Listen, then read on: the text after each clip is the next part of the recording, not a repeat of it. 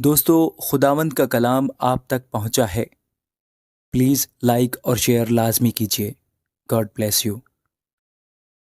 مرکز 9واں باب۔ اور اس نے ان سے کہا، میں تم سے سچ کہتا ہوں کہ جو یہاں کھڑے ہیں ان میں سے بعض ایسے ہیں کہ جب تک خدا کی بادشاہی کو قدرت کے ساتھ آیا ہوا نہ دیکھ لیں، موت کا مزہ ہرگز نہ چکھیں گے۔ 6 دن کے بعد یسوع نے پترس اور یعقوب اور یوحنا کو ہمراہ لیا اور ان کو الگ ایک اونچے پہاڑ پر تنہائی میں لے گیا، اور ان کے سامنے اس کی صورت بدل گئی، اور اس کی پوشاک ایسی نورانی اور نہایت سفید ہو گئی کہ دنیا میں کوئی دھوبی ویسی سفید نہیں کر سکتا۔ اور ایلیا موسیٰ کے ساتھ ان کو دکھائی دیا، اور وہ یسوع سے باتیں کرتے تھے۔ پترس نے یسوع سے کہا، ربی، ہمارا یہاں رہنا اچھا ہے، بس ہم 3 ڈیرے بنائیں، ایک تیرے لیے، ایک موسیٰ کے لیے، ایک ایلیا کے لیے۔ کیونکہ وہ جانتا نہ تھا کہ کیا کہے، اس لیے وہ بہت ڈر گئے تھے۔ پھر ایک بادل نے ان پر سایہ کر لیا، اور اس بادل میں سے آواز آئی کہ یہ میرا پیارا بیٹا ہے، اس کی سنو۔ اور انہوں نے یکایک جو چاروں طرف نظر کی تو یسوع کے سوا اور کسی کو اپنے ساتھ نہ دیکھا۔ جب وہ پہاڑ سے اترتے تھے تو اس نے ان کو حکم دیا کہ جب تک ابن آدم مردوں میں سے جی نہ اٹھے، جو کچھ تم نے دیکھا ہے کسی سے نہ کہنا۔ انہوں نے اس کلام کو یاد رکھا، اور وہ آپس میں بحث کرتے تھے کہ مردوں میں سے جی اٹھنے کے کیا معنی ہیں۔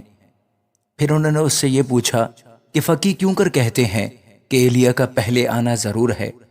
اس نے ان سے کہا کہ ایلیا البتہ پہلے آ کر سب کچھ بحال کرے گا۔ مگر کیا وجہ ہے کہ ابن آدم کے حق میں لکھا ہے کہ وہ بہت سے دکھ اٹھائے گا اور حقیر کیا جائے گا؟ لیکن میں تم سے کہتا ہوں کہ ایلیا تو آ چکا، اور جیسا اس کے حق میں لکھا ہے انہوں نے جو کچھ چاہا اس کے ساتھ کیا۔ اور جب وہ شاگردوں کے پاس آئے تو دیکھا کہ ان کی چاروں طرف بڑی بھیڑ ہے، اور فقیہ ان سے بحث کر رہے ہیں۔ اور فی الفور ساری بھیڑ اسے دیکھ کر نہایت حیران ہوئی، اور اس کی طرف دوڑ کر اسے سلام کرنے لگی۔ اس نے ان سے پوچھا، تم ان سے کیا بحث کرتے ہو؟ اور بھیڑ میں سے ایک نے اسے جواب دیا کہ اے استاد، میں اپنے بیٹے کو جس میں گونگی روح ہے تیرے پاس لایا تھا۔ وہ جہاں اسے پکڑتی ہے پٹک دیتی ہے، اور وہ کف بھر لاتا اور دانت پیستا اور سوکھتا جاتا ہے۔ اور میں نے تیرے شاگردوں سے کہا تھا کہ وہ اسے نکال دیں، مگر وہ نہ نکال سکے۔ اس نے جواب میں اس سے کہا، اے بے اعتقاد قوم، میں کب تک تمہارے ساتھ رہوں گا؟ کب تک تمہاری برداشت کروں گا؟ اسے میرے پاس لاؤ۔ پس وہ اسے اس کے پاس لائے، اور جب اس نے اسے دیکھا تو فی الفور روح نے اسے مروڑا، اور وہ زمین پر گرا اور کف بھر لا کر لوٹنے لگا۔ اس نے اس کے باپ سے پوچھا، یہ اس کو کتنی مدت سے ہے؟ اس نے کہا، بچپن ہی سے۔ اور اس نے اکثر اسے آگ اور پانی میں ڈالا تاکہ اسے ہلاک کرے، لیکن اگر تو کچھ کر سکتا ہے تو ہم پر ترس کھا کر ہماری مدد کر۔ یسوع نے اس سے کہا، کیا اگر تو کر سکتا ہے؟ جو اعتقاد رکھتا ہے اس کے لیے سب کچھ ہو سکتا ہے۔ اس لڑکے کے باپ نے فی الفور چلا کر کہا، میں اعتقاد رکھتا ہوں، تو میری بے اعتقادی کا علاج کر۔ جب یسوع نے دیکھا کہ لوگ دوڑ دوڑ کر جمع ہو رہے ہیں تو اس ناپاک روح کو جھڑک کر اس سے کہا، اے گونگی بہری روح، میں تجھے حکم کرتا ہوں، اس میں سے نکل آ اور اس میں پھر کبھی داخل نہ ہو۔ وہ چلا کر اور اسے بہت مروڑ کر نکل آئی، اور وہ مردہ سا ہو گیا، ایسا کہ اکثروں نے کہا کہ وہ مر گیا۔ مگر یسوع نے اس کا ہاتھ پکڑ کر اسے اٹھایا، اور وہ اٹھ کھڑا ہوا۔ جب وہ گھر میں آیا تو اس کے شاگردوں نے تنہائی میں اس سے پوچھا کہ ہم اسے کیوں نہ نکال سکے۔ اس نے ان سے کہا کہ یہ قسم دعا کے سوا کسی اور طرح نہیں نکل سکتی۔ پھر وہاں سے روانہ ہوئے اور گلیل سے ہو کر گزرے، اور وہ نہ چاہتا تھا کہ کوئی جانے، اس لیے کہ وہ اپنے شاگردوں کو تعلیم دیتا اور ان سے کہتا تھا کہ ابن آدم آدمیوں کے حوالہ کیا جائے گا، اور وہ اسے قتل کریں گے، اور وہ قتل ہونے کے 3 دن بعد جی اٹھے گا۔ لیکن وہ اس بات کو سمجھتے نہ تھے اور اس سے پوچھتے ہوئے ڈرتے تھے۔